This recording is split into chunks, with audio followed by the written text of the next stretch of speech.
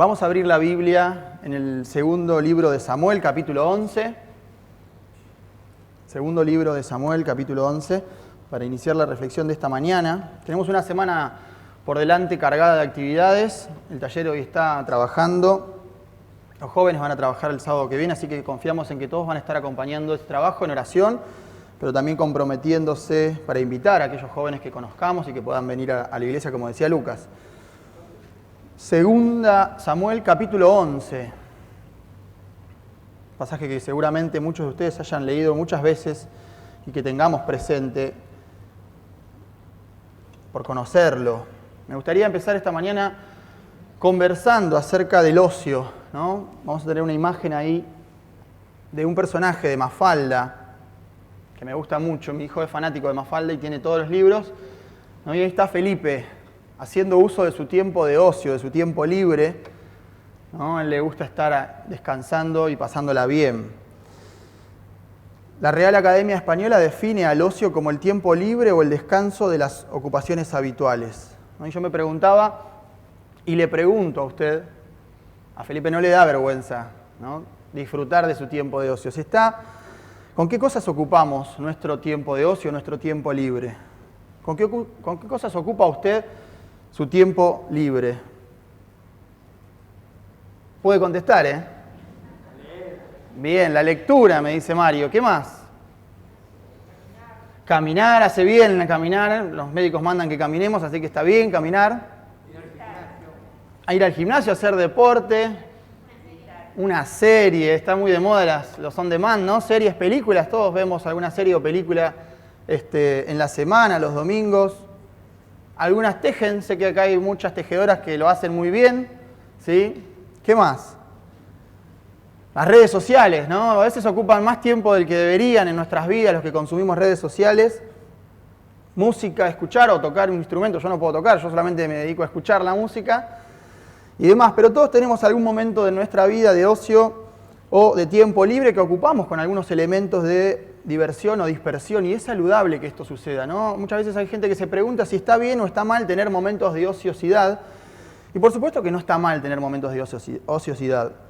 Es saludable que los tengamos, porque no está bueno no poder nunca desconectarse de nuestras ocupaciones, de nuestras responsabilidades. Hay gente que se los conoce como los adictos al trabajo. ¿Ha escuchado usted el término, el workaholic, ¿no? Que nunca pueden salir, ni delegar, ni descansar de sus ocupaciones, de su trabajo, ¿no? Y que ven al trabajo como el centro de su vida, como lo único más importante y como lo que es lo que tiene que ocupar a la mayor parte del tiempo en su vida. Muchas gracias. Esas personas, que a veces podemos ser nosotros, ¿no?, cuando nos descentramos de lo más importante, desestimamos el valor de la familia, el valor de un momento de ocio, el valor de la vida social, que también es bien importante. ¿Dónde está el problema con el ocio? El problema con el ocio está cuando reemplazamos nuestras responsabilidades por el ocio, ¿no? Y entonces vamos a ver a Felipe, que está preocupado porque no hizo la tarea, no hizo sus deberes, ¿no?, porque se la pasó leyendo historietas. Y entonces se angustia porque no cumplió con sus ocupaciones habituales, con sus responsabilidades. Todos tenemos responsabilidades. Algunos estudian, otros trabajan, otros hacen una combinación de las dos cosas, estudian y trabajan, otros tienen tareas y responsabilidades en casa, criar a los hijos, ¿no?, llevarlos al colegio y llevar una familia adelante. Todos tenemos nuestras responsabilidades. Y en el pasaje que vamos a leer hoy, Segunda Samuel, capítulo 11, vamos a ver cómo el ocio de alguna manera es un elemento que en David va a traerle un dolor de cabeza bien grande. Dice el primer versículo del capítulo 11 de Segunda Samuel: aconteció al año siguiente, en el tiempo que salen los reyes a la guerra, que David envió a Joab y con él a sus siervos y a todo Israel, y destruyeron a los amonitas y sitiaron a Rabá. Pero David se quedó en Jerusalén. Y sucedió un día, al caer la tarde, que se levantó David de su lecho y se paseaba sobre el terrado de la casa real.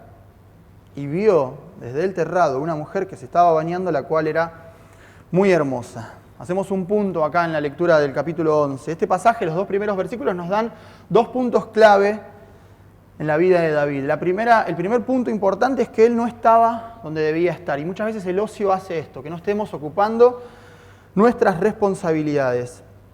Él no estaba donde debían estar los reyes. Dice la Biblia que en el tiempo que salen los reyes a la guerra, David se quedó en Jerusalén.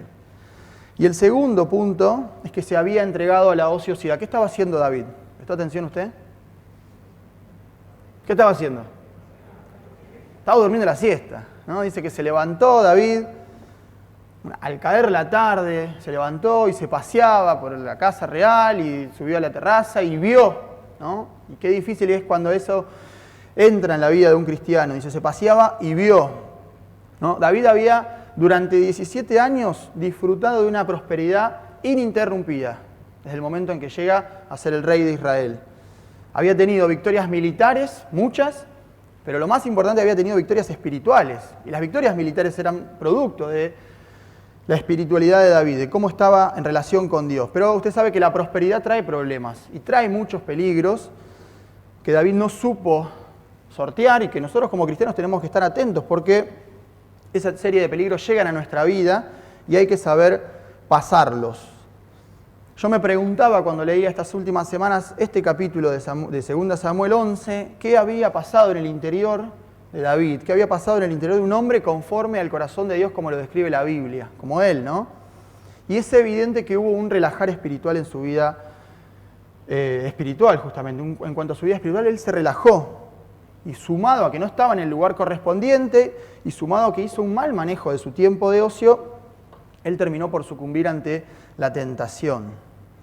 Ese peligro que llegó a su vida, no supo cómo sobrellevarlo. Vamos a continuar la lectura. En el versículo 3 de 2 Samuel 11, dice, envió David a preguntar por aquella mujer, y le dijeron, aquella es Betsabé, hija de Eliam, mujer de Urías Eteo. Y envió David mensajeros y la tomó, y vino a él, y él durmió con ella. Luego ella se purificó de su inmundicia y se volvió a su casa, y concibió la mujer y envió a hacerlo saber a David, diciendo, estoy encinta. Entonces David envió a decir a Joab, envíame a Urías Eteo, y Joab envió a Urías a David. Cuando Urías vino a él, David le preguntó por la salud de Joab, por la salud del pueblo y por el estado de la guerra. Después dijo David a Urías, desciende a tu casa y lava tus pies. Y saliendo Urías de la casa del rey, le fue enviado presente de la mesa real. Mas Urías durmió a la puerta de la casa del rey con todos los siervos de su señor y no descendió a su casa. E hicieron saber esto a David, diciendo, Urías no ha descendido a su casa. Y dijo David a Urías, ¿no has venido de camino? ¿Por qué pues no descendiste a tu casa? Y Urías respondió a David, el arca e Israel y Judá están bajo tiendas, y mi señor Joab y los siervos de mi señor en el campo. Y había yo de entrar en mi casa para comer y beber y a dormir con mi mujer, por vida tuya y por vida de tu alma, que yo no haré tal cosa. Y David dijo a Urías, quédate aquí aún hoy, y mañana te despacharé. Y se quedó Urías en Jerusalén aquel día y el siguiente. Y David lo convidó a comer y a beber con él hasta embriagarlo. Y él salió a la tarde a dormir en su cama con los siervos de su señor, mas no descendió a su casa. Venida la mañana, escribió David a Joab una carta, la cual envió por mano de Urías. Y escribió en la carta diciendo, poned a Urías al frente, en lo más recio de la batalla, y retiraos de él, para que sea herido y muera. Así fue que cuando Joab sitió la ciudad, puso a Urías en el lugar donde sabía que estaban los hombres más valientes. Y saliendo luego los de la ciudad pelearon contra Joab, y cayeron algunos del ejército de los siervos de David, y murió también Urías Eteo. Pasamos al versículo 26. Oyendo la mujer de Urías que su marido Urías era muerto, hizo duelo por su marido. Y pasado el luto envió David y la trajo a su casa, y fue ella su mujer, y le dio a luz un hijo. Mas esto que David había hecho fue desagradable ante los ojos de Jehová. Hay un error muy común que todos cometemos en algún momento de nuestra vida, en algún aspecto de nuestra vida o en algún área de nuestra vida, que es pensar, esto a mí no me va a pasar, ¿no? Por lo general lo cometemos en aspectos o en áreas o en ámbitos donde nos sentimos muy confiados, muy cómodos, y pensamos, ¿no? Esto a mí no me va a pasar. Me puede pasar cualquier cosa, pero esto no. Yo creo que esto es peligroso para la vida de un cristiano, porque pensar así es el giro de llave que se necesita para abrir esa puerta. El apóstol Pablo nos recuerda con mucha sabiduría en sus cartas, el que piensa estar firme, mire que no caiga, ¿no? Le pasó al gran rey David, al gran rey de Israel. ¿Por qué no habría de pasarnos a nosotros? Un gran hombre de Dios que escribió gran cantidad de salmos. Usted seguramente en su casa lee los salmos de David, ¿no? Le pasó a un hombre que estaba continuamente en contacto con Dios antes de tomar decisiones en su vida. Usted lo va a ver a lo largo del libro de Samuel a David, consultando todo el tiempo con Dios. Cualquier decisión que vaya a tomar, él la consulta con Dios. En el capítulo 23 de 1 Samuel, dice que le dan aviso a David. Los filisteos están atacando, los filisteos era el pueblo enemigo de Israel, están atacando una ciudad llamada Keila, ¿no? Y entonces, ¿qué haremos? Y él dice que va y habla con Dios y le pregunta, ¿qué hago? ¿Voy a atacar a los filisteos o me quedo acá? Y Dios le dice, anda, atacalos, yo voy a estar con vos, yo te voy a dar la victoria. Entonces David toma la decisión de ir y cuando le comunica a su grupo de gente con el que él estaba, parece que la gente tenía miedo. Y le dice, ¿estás seguro? Tenemos miedo acá estando en Judá, vamos a ir hasta allá donde están los filisteos, su ejército enorme. ¿Cuánto más peligroso puede llegar a ser? Y entonces, ante esta respuesta de la gente de David, dice que David vuelve a hablar con Dios y le dice, Señor, voy. Y Dios le dice, sí, anda David, yo voy a estar con vos. Yo te voy a entregar a los filisteos en tus manos y vas a liberar a la ciudad de su opresión, ¿no? En este pasaje tan breve, y usted puede hacer la búsqueda propia en su casa, va a encontrar a David consultando con Dios 2 veces por el mismo asunto.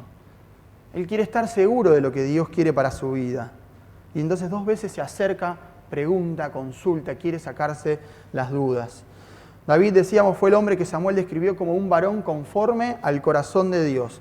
Ahora, sin embargo, a lo largo de todo el capítulo 11, él suspende el diálogo con Dios. Interrumpe la comunicación que tiene diariamente con Dios. ¿Cuál es la enseñanza práctica que tomo para mi vida? Nos puede pasar tranquilamente a nosotros. Nadie está exento de nada. Y para que no me pase, para que no nos pase, es fundamental mantener vivo nuestro vínculo con Dios, nuestro contacto diario con Dios a través de nuestra vida devocional, ¿no? A mí me gusta siempre poner esto en una imagen de una llama, ahora que hace frío, ¿no? Esa llamita encendida que Dios encendió alguna vez en nuestro corazón.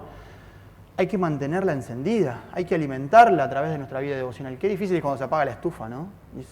O empieza el invierno y hay que prender la estufa después de un año, es difícil prenderla. Cuando se apaga nuestra llama es muy difícil volver a encenderla. Hay que mantenerla viva. ¿Cómo? A través de la lectura de la palabra de Dios, a través de la oración, cosas que sabemos, pero que tiene que ser una vida devocional honesta y sincera. Una vida devocional no fingida, no para cumplir y me saco este trámite de encima y hoy ya cumplí. David entró así, usted lo ve en el capítulo 11, en una espiral de malas decisiones. Empieza a tomar un montón de malas decisiones. Ya se había quedado en su casa, en el palacio, cuando el ejército estaba combatiendo. Comete el adulterio con Betsabé. Usted sabe que la ley de Moisés castigaba duramente esa falta. Y por eso lo vamos a ver a David que está como apurado. Hay urgencia en David para tapar su pecado. El libro de Levítico dice, si un hombre cometiera adulterio con la mujer de su prójimo, el adúltero y la adúltera indefectiblemente serán muertos. David conocía la ley de Moisés. Sabía lo que le esperaba, si eso cobraba notoriedad, si eso se sabía, se llegaba a saber, ¿no? Y entonces cae en un doble intento por ocultar su falta. David era un siervo de Dios. Yo creo que nadie puede dudar de esto, pero en esta ocasión al siervo de Dios le faltó disciplina espiritual. Disciplina espiritual que sí tuvo Urías. Urías es un personaje que pasa desapercibido en la Biblia, está ahí, opacado por la figura de David, pero es un hombre que tiene una disciplina tremenda y que creo que tendríamos que aprender de él. Cuando David se entera de las consecuencias de su acto, dice que hace volver a Urías de la guerra, ¿no? Y lo quiere mandar a su casa, le dice, anda a tu casa.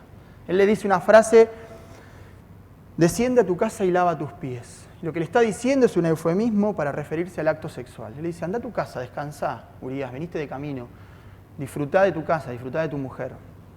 ¿Qué está buscando David? Está buscando ocultar su pecado. Está buscando encubrir su acto de indisciplina. Y a mí me gusta la respuesta de Urías, ¿no? Porque nos enseña tanto. Es una respuesta contundente. No sé si me gusta más la respuesta o la actitud que tiene Urías, porque Urías no se debate. No hay un debate interno entre ¿qué hago? ¿Voy o no voy? Me lo está diciendo el rey. Si el rey me lo dice, ¿quién me va a decir lo contrario? No hay debate interno en Urías. Él tiene claro la decisión que tiene que tomar. Él sabe que no va a ir a su casa. Dice que pasa la noche en la entrada de la casa real con los siervos de David. Y al otro día se lo hacen saber. Yo imagino la cara de David, ¿no? Cuando él planeó todo eso. Y dijo, bueno, lo traigo a Urías, lo mando a su casa. Dice, el arca e Israel y los soldados y Joab, mi general, están en el campo de batalla peleando, durmiendo en tiendas. Dice, yo no puedo ir a mi casa a dormir. Dice, por vida tuya y por vida de tu alma que yo no voy a hacer tal cosa. Tremendo la conducta. Muestra un sentido de la ética, del deber, de la moral.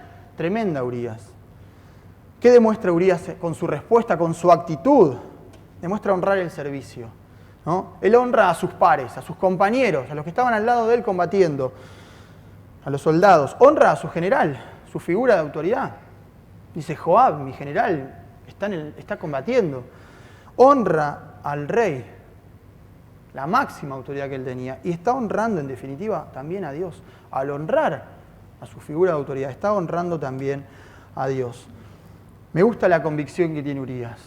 Me gusta que él no se debata entre qué hacer. Me gusta que él tenga claro las cosas. Urías está convencido de la decisión que toma, ¿no? Ahora, usted lo ve a Urías así. Existía un motivo real y concreto por el que él toma esta decisión, ¿no? Para que él demuestre tal disciplina. Y la pureza ritual era algo necesario, era un requisito para combatir en las guerras. Es algo que también está explicado en el libro de Éxodo, en el Antiguo Testamento, en Levítico. Pero a mí me gusta que Urías decidió mantenerse puro. Fue una decisión de vida. Él decidió mantenerse puro, porque así se lo indicaba la ley para poder combatir en las guerras. Él sabía que iba a tener que volver al campo de batalla. A mí me gusta que Urías decidió mantenerse puro, algo que no pudo hacer David. Y esto es un gran ejemplo para nosotros, entender el servicio a Dios como lo más importante que tenemos en nuestra vida. Y para tal caso hay que mantenerse puro. Debemos intentar mantenernos puros en medio de una sociedad que está corrompida y que va a intentar corrompernos. Y usted ve todos los días, cuando prende la tele, cuando prende la radio, cuando lee los diarios, que la sociedad se ha corrompido de tal manera que va a intentar arrastrarnos también a nosotros. Las leyes que se promulgan y todo lo que las cosas pasan en la sociedad demuestra esto. Como cristianos tenemos que tener la convicción de no dejar arrastrarnos por nada de lo que llegue a nuestra vida.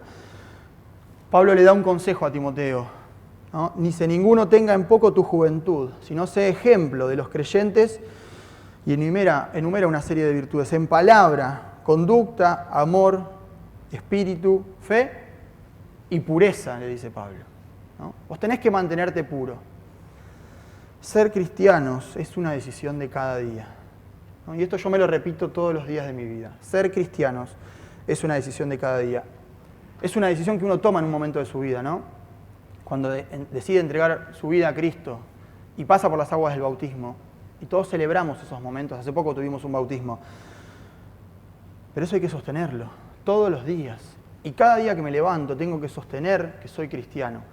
Con la palabra, pero sobre todo con los actos. Elegir mantenerme puro es una decisión que cada día debo tomar. Volvemos a David. Todos los intentos desesperados por parte de David, yo lo veo a David en este capítulo, y son manotazos de ahogado, ¿no? Una persona que está perdida completamente. Son intentos por arreglar las cosas aquí abajo. Él quiere solucionar sus errores en el plano terrenal en el que nos movemos nosotros. Entonces mueve sus influencias, hace casi que un abuso de poder. Mándenme a llamar a este hombre. Vení, te voy a mandar un regalo de parte del rey. Te voy a hacer quedar acá. Anda a dormir a tu casa. Quédate y comé conmigo, ¿no? Son todos intentos de una persona que está desesperado, tirando manotazos de ahogado, desestimando, lo digo con mucho respeto porque tengo mucho respeto por David, desestimando por completo a Dios, sin notar realmente que donde debía arreglar las cosas no era abajo, era arriba, y era con Dios a través del arrepentimiento, a través del perdón. Tenía que buscar el perdón de Dios. A mí me llama la atención que él tiene mucho tiempo para notar esto, ¿no? Hay un embarazo en curso en el medio que va de punta a punta. Tuvo mucho tiempo para confesar su pecado, para arrepentirse delante de Dios. Sin embargo, uno lo ve y él está alienado, ¿no? Por el mismo pecado. El mismo pecado nos va cegando, nos va bajando una cortina delante de nuestros ojos, impidiendo ver lo que está pasando. La Real Academia Española define el término alienado como alguien que está loco y ha perdido el juicio, se comporta como tal, ¿no? Alguien que está loco o que ha perdido el juicio y se comporta como tal. Y uno ve en el accionar de David a una persona que ha perdido el juicio. Termina matando a un hombre, ¿no? Si le escribe una carta, se la da a él y dice, hombre, viene la disciplina de Urías que lleva esa carta, que es su sentencia de muerte, a manos de Joab, y termina muriendo. David había perdido el juicio, y ese resultado de haber perdido el juicio es, en definitiva, haber perdido primero el contacto con Dios. Cuando nosotros perdemos el contacto con Dios, perdemos todo. Y cuando David pierde el contacto con Dios, pierde todo en su vida, todo lo que había construido hasta ese momento. Cuando perdemos el contacto, el diálogo cotidiano con Dios, esa vida devocional honesta y sincera, perdemos la sensibilidad espiritual para notar nuestros errores. Perdemos ese discernimiento espiritual, dejamos de oír la voz del Espíritu Santo que nos está diciendo esto que estás haciendo no está bien en tu vida.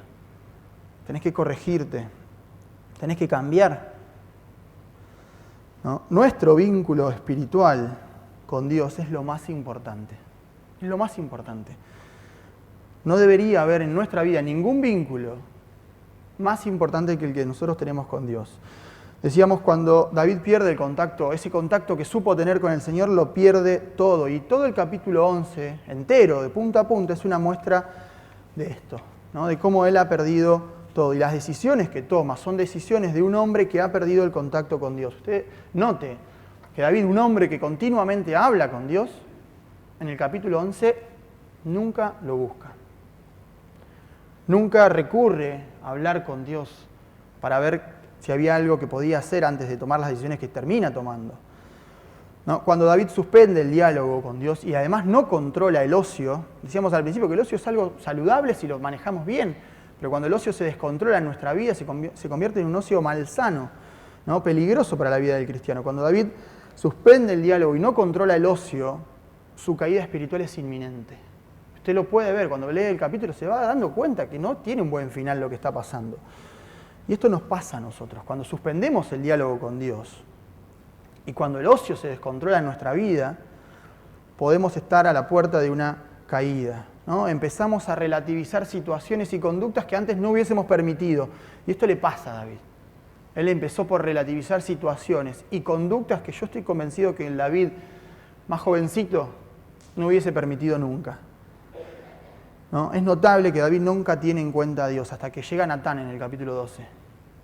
¿Se acuerda usted del profeta Natán? Que va a venir a confrontarlo. Pero hasta que llega ese momento, él va pasando un montón de alertas que le van advirtiendo el desastre, ¿no? Como que pasa un montón de semáforos en rojo. 1, 2, 3, y bueno, es lógico que va a haber un accidente. Es lógico que va a pasar algo malo. Esto puede pasarnos a nosotros cuando silenciamos a Dios, cuando voluntariamente dejamos de oírlo, ¿no? Es como cuando ponemos en silencio nuestro teléfono y entonces, te escribe alguien y dice, te mandé 20 mensajes y no te oí. Y bueno, así pasa cuando elijo silenciar voluntariamente a Dios en mi vida. Voy a dejar de oírlo, ¿no? Voy a empezar a relativizar situaciones y conductas que para un cristiano no pueden ser relativizadas. Permítame que le cuente y que le lea un fragmento muy cortito de una entrevista que dio una vez el pastor Caballero Yokú. ¿Cuántos se acuerdan quién era el pastor Caballero Yokú? Estuvo en esta iglesia predicando, ¿no? Fue maestro de nuestro pastor Salvador, ¿no? Y él dice algo que a mí me parece muy interesante con respecto a este tema que estamos hablando. Él dice, no elegí ser pastor, al menos no de manera directa. Empecé sirviendo. El comienzo de una persona que va a ser de valor en la iglesia nunca empieza por arriba, sino por abajo. No se empieza estudiando, sino sirviendo. A mí me gustaba servir a los niños y adolescentes, desde estar con ellos hasta visitar enfermos de mi edad, que sabía no podían venir a la escuela dominical. Y mientras estudiaba mucho la Biblia y cómo eran los siervos de Dios. Atención a esto, cómo Dios buscaba siempre gente trabajadora. Nunca buscó haraganes. El Señor Jesús llamó a los discípulos cuando estaban trabajando. Me gusta esa frase, ¿no? Nunca buscó haraganes. El Señor Jesús llamó a los discípulos cuando estaban trabajando. Eso me llamó mucho la atención del Evangelio de Mateo. Y yo dije, si el Señor tiene algo para mí, yo estudio la Biblia y si surge alguna posibilidad, avanzo. Y así se fue formando en mí el hábito de aplicar la Biblia a mi vida. ¿Quiere tener el ejemplo de lo que es una vida devocional honesta y sincera? Nada mejor que este fragmento de Caballero Yokú. Esta verdad que tan bien explicaba el pastor Caballero Yokú, también la conocía David. No fueron contemporáneos, fueron dos grandes hombres de Dios. Recuerde usted el ungimiento de David, ¿no? 1 Samuel 16. Samuel está llorando porque Dios había desechado a Saúl. Y viene Dios y le dice, ¿hasta cuándo vas a llorar por Saúl? Yo ya lo deseché. Le dice, toma tu cuerno, el aceite y andá que yo te voy a mandar a ungir al nuevo rey de Israel. Y va a la casa del padre de David, a Isaí, a Belén, ¿no? Y dice, cuenta el pasaje, que van pasando todos los hermanos de David. Y ninguno era. Llega un momento que no hay más hermanos. Entonces Samuel le dice al padre, a Isaí, ¿son todos estos tus hijos? ¿No? ¿Y qué dice el padre? ¿Se acuerda? Queda aún el menor. Así que está apacentando las ovejas. Me gusta porque Dios es creativo, Dios es original, ¿no? Nadie había prestado atención a David. Llega Samuel, juez y profeta. Se conmociona el pueblo, la familia. Tienen miedo, ¿qué pasó que llega a casa? No, tranquilos, dice, vamos a ofrecer un sacrificio. Y los convoca a la familia. A David nadie lo tiene en cuenta. Nadie lo manda a llamar a David. Sin embargo, Dios había elegido a ese hombre, a ese jovencito, físicamente un jovencito, pero espiritualmente un hombre, que estaba cerca del corazón de Dios. ¿Qué estaba haciendo David? Estaba trabajando. Estaba apacentando las ovejas de su padre.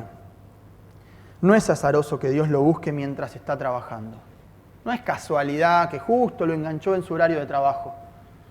Dios busca gente trabajadora, Dios busca gente que no esté ociosa. En ese momento, aunque era un joven, físicamente era un hombre entregado a Dios y que no estaba ocupado, que no estaba ocioso. Y aunque es la misma persona, es el mismo David, un tiempo después es otro. Es distinto al David que cae en pecado con Betsabé, que no estaba en donde debía estar, que hace abuso de su tiempo de ocio. El ocio mal sano es un enemigo muy peligroso para la vida espiritual del cristiano. El ocio mal entendido, descontrolado, es un enemigo muy peligroso para la vida espiritual de cada uno de nosotros. Mire, hay un concepto equivocado sobre el tiempo, ¿no? A veces creemos que cuanto más tiempo tenemos es mejor. Entonces tenemos, no sé, un parcial para los que estudian, o un proyecto en el trabajo, algo que entregar, y nos fijan una fecha. Y esa fecha tiene un tiempo relativamente considerable y estamos tranquilos y decimos, tengo tiempo. ¿Cómo termina siempre la historia? Corremos, ¿no? Y llega la semana de entregas y el tiempo pasó y se fue, ¿no? A veces tener más tiempo es contraproducente porque demanda más y mejor organización y esa incapacidad, yo digo que no todos la tienen, ¿no? Hay mucha gente que es responsable y que es organizada. Esa incapacidad que tengo para organizarme me termina trayendo problemas, porque después me van a decir, pero mirá que tenías tiempo para entregar el trabajo, ¿no? Y entonces caemos en un segundo error. Es la frase que escuchamos, el tiempo no me alcanza. No necesito un día de 28, 29, 30, todos tienen 24 horas. Es decir, en rigor eso es una mentira, es decir, todos tenemos el mismo tiempo. El problema no es el tiempo, el problema es la incapacidad que tengo yo para organizarme. Y yo creo que esa idea se aplica también a nivel espiritual. Los momentos más brillantes de David a nivel espiritual tienen más que ver con su falta de tiempo libre, ¿no? Es decir, los momentos más elevados a nivel espiritual de David, donde él está en contacto con Dios, tienen más que ver con su falta de tiempo libre. Recién decíamos que es ungido cuando está trabajando, no estaba en la casa haciendo nada. Y después, un tiempo después va a ser perseguido por Saúl, por el rey, ¿no? Varias veces, y perseguido para matarlo, no es que, bueno, jugamos a que te persigo, lo va a perseguir con todo un ejército, y él se tiene que escapar primero del palacio, y después tiene que huir por el desierto, y se tiene que esconder en cuevas.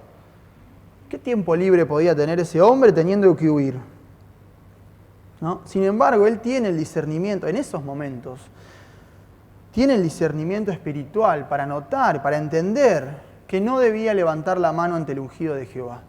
En 2 oportunidades lo hace, ¿no? Tiene la capacidad, esa sensibilidad espiritual para entender que si Dios había puesto a ese hombre en ese lugar, a Saúl, que era su autoridad, él no iba a ser el encargado de sacarlo. Si Dios lo puso, Dios se va a encargar de sacarlo, ¿no?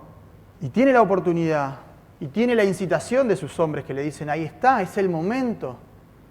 Y él dice, no, es el ungido de Dios, no voy a ser yo quien lo saque, ¿no? Decimos, esos momentos espirituales tan elevados de David se dan en los momentos donde no tiene tiempo libre.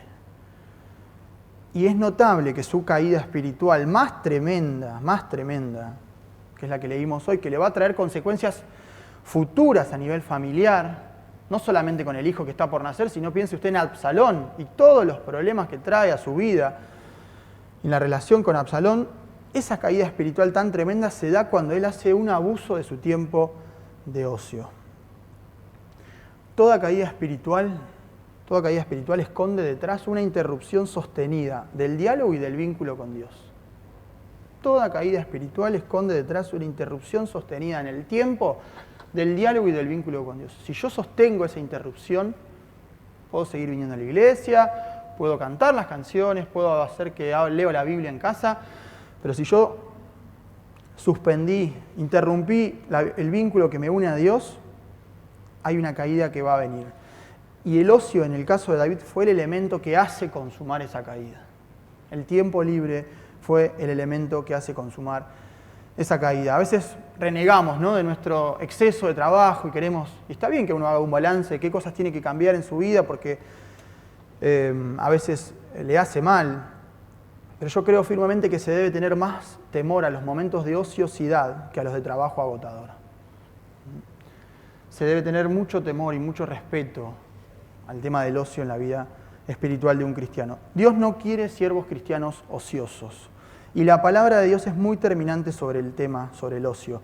Para los que son jóvenes, Salomón, ¿no?, y para los que no son jóvenes también, escribe en los proverbios, el que labra la tierra se saciará de pan, mas el que sigue a los ociosos se llenará de pobreza. ¿Cuánta gente en nuestro país debería escuchar esto, leer esto, no? El que labra la tierra se saciará de pan. Tenemos un país enorme y sin embargo índices de pobreza también enormes. Pablo aconseja en 1 Tesalonicenses, también os rogamos, hermanos, que amonestéis a los ociosos. Y Pedro nos dice, con tanta sabiduría también en su segunda carta, añadid a vuestra fe virtud, a la virtud conocimiento, al conocimiento dominio propio, al dominio propio paciencia, a la paciencia piedad, a la piedad afecto fraternal y al afecto fraternal amor. Pero dice, porque si estas cosas están en vosotros y abundan, no os dejarán estar ociosos ni sin fruto. Cuánta verdad, ¿no?, en estos pasajes. David cae por dejar que el ocio gane un espacio en su vida que no debía tener y por haber suspendido el diálogo con Dios. Yo creo que hoy no nos podemos ir. Si cerramos acá nos vamos a quedar con una sensación amarga, ¿no? Seríamos también injustos con David. No nos podemos ir hoy sin ver la grandeza de un siervo de Dios. Para mí, David es un gran hombre de Dios. No por sus victorias, que fueron muchas y que lo hicieron grande. Es un gran hombre de Dios por cómo sale de sus derrotas, ¿no? Es un gran hombre de Dios porque nos enseña a volver siempre a Dios. ¿Cómo? Con humildad. Cuando hay un error, la única forma de volver a Dios es con humildad. A veces creemos que cristiano es el que nunca se equivoca, ¿no? Y queremos correr una carrera de perfección en nuestra vida. No, yo creo que cristiano no es el que nunca cae. Cristiano es el que cae y se levanta y vuelve a Dios sobre todas las cosas con humildad, buscando su perdón, buscando ese perdón que Dios está dispuesto a entregarnos. Yo pensaba esta semana el camino que no supo recorrer Judas después de su error. Es el camino que va a desandar David. El último versículo que leímos de 2 Samuel 11 es tan claro, yo creo que no hay adjetivo más calificativo que el que pone la Biblia, ¿no? Dice, pero esto que David había hecho fue desagradable a los ojos de Dios. Qué feo sería que Dios nos mire y nos vea desagradables a sus ojos, ¿no? Pero le pasó a David. David está derrotado. En ese momento, yo cada vez que leo ese último versículo del capítulo 11, pienso en un David derrotado y lejos del corazón de Dios, ¿no? Y entonces Dios va a enviar a Natán a hablar con David, a despertarlo, y le va a contar una historia que seguramente usted recuerda. Y le dice, hay dos hombres, uno rico y uno pobre. El rico tiene muchos animales y el pobre dice, solamente tiene una oveja, que la cuidó, la crió, una sola. Y entonces la historia que le cuenta Natán dice que llega gente a visitar al hombre rico, ¿no? Y la costumbre decía que había que agasajarlo y hacerle algo de comer. Y entonces el hombre rico va a buscar, uno dice, va a buscar los animales que tiene, no. Dice que va y le saca la única oveja que tenía el hombre pobre y le da de comer a sus visitas. Y esta historia se la está contando Natán a David. ¿Y cuál es la reacción de David? Si es que se encendió en furor, violentamente, y dijo, ese hombre tiene que morir y tiene que pagar 4 veces y bla, bla, bla. Y entonces Natán le va a decir, pará, David, pará porque ese hombre sos vos. ¿No? Y entonces Natán lo frena, le transmite el mensaje de Dios, ¿no? Y le da como esa cachetada espiritual que nos da Dios cuando estamos caminando ciegos, que hay que saber aceptarla. Y Natán le dice, tú eres aquel hombre. Así ha dicho Jehová, Dios de Israel, yo te ungí por rey sobre Israel y te libré de la mano de Saúl y te di la casa de tu señor y las mujeres de tu señor en tu seno. Además, te di la casa de Israel y de Judá. Y si esto fuera poco, te habría añadido mucho más. ¿Por qué pues tuviste en poco la palabra de Jehová haciendo lo malo delante de sus ojos? A Urías Heteo heriste a espada y tomaste por mujer a su mujer y a él lo mataste con la espada de los hijos de Amón. ¡Bum! Tremendo bombazo le deja Natán. David recibe entonces la reprimenda, le abre los ojos y le hace notar lo mal que había actuado, le transmite la tristeza, el enojo de parte de Dios por lo que había hecho, le va a comunicar las consecuencias, le dice, el hijo que estás esperando va a morir, ¿no? Y vamos a ver un David que está totalmente angustiado. Pero llega el momento clave, ¿no? ¿Cuál va a ser la reacción de David? El rey, la máxima autoridad de Israel, está siendo reprendido. ¿Cómo va a reaccionar? David escucha, no pone excusas, escucha. Y solamente va a decir 3 palabras, ¿no? ¿Ha escuchado usted esas frases hechas acerca de que las caídas se aprende? ¿Cuántas veces se las dijeron? ¿Cuántas veces las escuchó? Sí, de las caídas se aprende, ¿no? De los fracasos es donde uno más aprende. Cuando te caes, creces. ¿A quién le gusta caerse? ¿A quién le gusta fracasar? A nadie. A nadie. Yo creo que todas esas frases tienen algo de verdad, ¿no? Pero falta lo más importante y lo más difícil a la vez, que es aceptar el error, aceptar la caída, aceptar el fracaso. Lo más difícil en ese momento es tener la actitud correcta, ¿no? Porque va a venir alguien a decirme, te equivocaste. Va a venir alguien a decirme, te caíste o fracasaste. Uno creería que lo va a hacer siempre con una actitud cristiana, pero eso para mí no importa. ¿Cuál va a ser mi actitud? Voy a tener la humildad para reconocer mi error delante de Dios y entonces sí, crecer y aprender y volver y ser una persona distinta. ¿O voy a tener la soberbia en mi corazón para endurecerlo, para darme vuelta y darle la espalda a Dios? Es lo más difícil, ¿no? Las frases hechas son hermosas. ¿Cuál va a ser la actitud? ¿Cuál fue la respuesta del rey David a Natán cuando éste lo reprende? Él dice, pequé contra Jehová, ¿no? Y en esas 3 palabras él demuestra una simpleza grandiosa. Por eso es grande David, ¿no? Pequé contra Jehová. Qué difícil es llevar a nuestra boca esas 3 simples palabras cuando somos nosotros los que estamos en lugar de David. Porque somos una máquina de poner excusas. Y siempre vamos a encontrar la manera de justificar nuestros errores. Vamos a poner la culpa afuera, vamos a ser responsables a los demás, vamos a buscar la manera de sacarnos de encima la responsabilidad. Él no puso excusas, ¿no? Sepa, hermano, que un cristiano es apto ante Dios cuando acepta solamente su corrección. Cuando después de ser corregido, ora al Señor pidiendo perdón, cuando busco que Dios me restaure. Es la única manera de ser apto delante de Dios. ¿Cómo lo imagino yo a David en ese momento? Cuando Natán viene y le habla y cuando después hace su reflexión personal. Lo imagino de rodillas, con el rostro en el piso. No sé si estaba así, pero lo imagino así. Escribiendo y orando uno de sus tantos salmos, ¿no? el Salmo 51. Un salmo que yo creo todos deberíamos conocer. Todos los cristianos deberíamos conocerlo porque es un salmo que nos acerca a Dios, que nos hace volver a Dios con la actitud correcta.